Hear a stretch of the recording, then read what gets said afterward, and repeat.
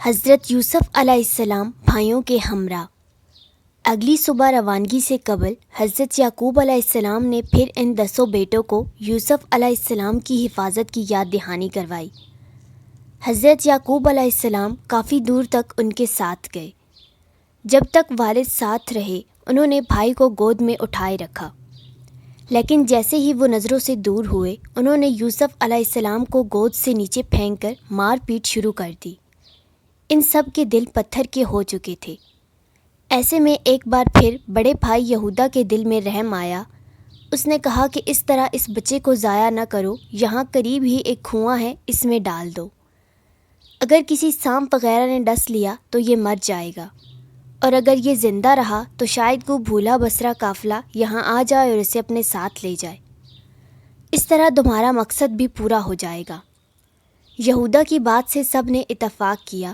قرآن پاک میں اس طرح بیان کیا گیا ہے کہ پھر جب وہ اس کو لے کر چلے اور سب نے مل کر ٹھان لیا کہ اسے غیر آباد گہرے کنویں کی تہہ میں پھینک دے، تو ہم نے یوسف کی طرف وہی بھیجی کہ یقیناً ایک وقت ایسا بھی آئے گا تم ان کو ان کے اس سلوک سے آگاہ کرو گے اور وہ تجھے نہ پہچانیں گے۔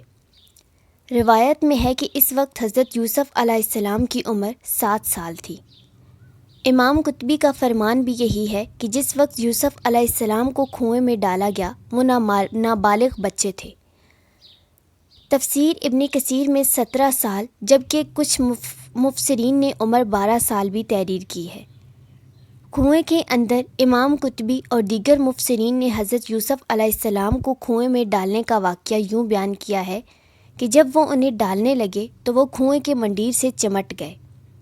بھائیوں نے ان کے ہاتھ باندھے۔ حضرت یوسف علیہ السلام نے بھائیوں سے رحم کی درخواست کی، مگر جواب ملا، جو 11 ستارے تجھے سجدہ کرتے ہیں ان کو بلاؤ، وہ تیری مدد کریں گے۔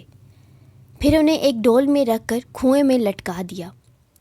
جب نصف تک پہنچے تو ڈول کی رسی کاٹ دی۔ اللہ تعالیٰ نے حضرت یوسف علیہ السلام کی حفاظت فرمائی۔ پانی میں گرنے کی وجہ سے انہیں کوئی چوٹ نہیں لگی۔ انہیں قریب ہی ایک پتھر کی چٹان نظر آئی اور اس پر بیٹھ گئے۔ بعد